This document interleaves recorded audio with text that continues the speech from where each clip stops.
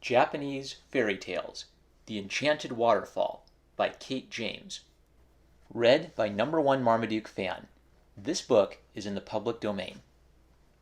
Once upon a time, there lived alone with his father and mother a simple young woodcutter. He worked hard all day on the lonely hillside or among the shady trees of the forest. But, work as hard as he might, he was still very poor, and could bring home but little money to his old father and mother. This grieved him very much, for he was an affectionate and dutiful son. For himself he had but few wants, and was easily pleased. His mother, too, was always cheerful and contented. The old father, however, was of a selfish disposition, and often grumbled at the poor supper of rice, washed down with weak tea, or, if times were very bad, with a cup of hot water. "If we had but a little sake now," he would say, "it would warm one up and do one's heart good."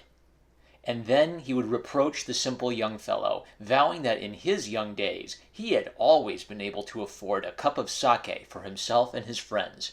Grieved at heart, the young man would work harder than ever, and think to himself, "How shall I earn some more money? How shall I get a little sake for my poor old father, who really needs it in his weakness and old age?"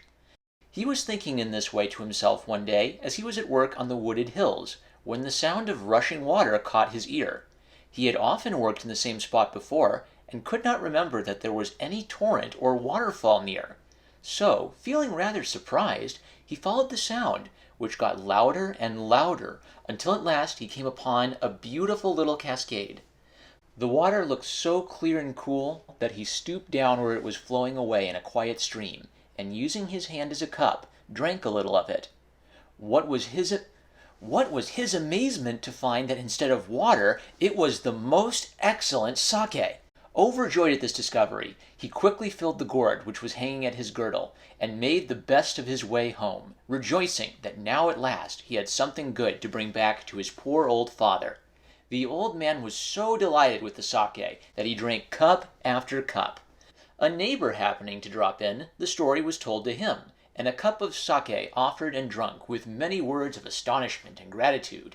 Soon the news spread through the village, and before night there was hardly a man in the place who had not paid his visit of curiosity, been told the tale of the magic fountain, and smelt the gourd, which, alas, was now empty. Next morning the young woodcutter set off to work even earlier than usual, not forgetting to carry with him a large gourd, for of course the enchanted waterfall was to be visited again. What was the surprise of the young man when he came to the spot, to find several of his neighbors already there, and all armed with buckets, jars, pitchers, anything that would carry a good supply of the coveted sake. Each man had come secretly, believing that he alone had found his way to the magic waterfall. The young woodcutter was amused to see the looks of disappointment and anger upon the faces of those who already stood near the water, as they saw fresh arrivals every moment.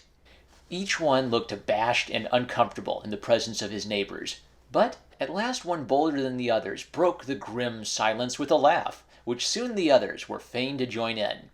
"Here we are," said he, "all bent on the same errand. Let us fill our jars and gourds and go home. But first, just one taste of the magic sake." He stooped down, and filling his gourd, put it to his lips. Once and yet again did he drink with a face of astonishment, which soon gave place to anger. "Water!" he shouted in a rage. "Nothing but cold water! We have been tricked and deceived by a parcel of made-up stories. Where is that young fellow? Let us duck him in this fine waterfall." But the young man had been wise enough to slip behind a big rock when he saw the turn things were taking, and was nowhere to be found. First one and then another tasted of the stream. It was but too true. No sake, but clear, cold water was there. Crestfallen and out of temper, the covetous band returned to their homes. When they were fairly gone, the good young woodcutter crept from his hiding place. "Could this be true?" he thought, "or was it all a dream? At any rate," said he, "I must taste once more for myself." He filled the gourd and drank. Sure enough, there was the same fine-flavored sake he had tasted yesterday. And so it remained. To the good dutiful son, the cascade flowed with the finest sake, while to all others it yielded only cold water. The emperor, hearing this wonderful story, sent for the good young woodcutter, rewarded him for his kindness to his father, and even changed the name of the year in his honor, as an encouragement to children in all future time to honor and obey their parents. The end.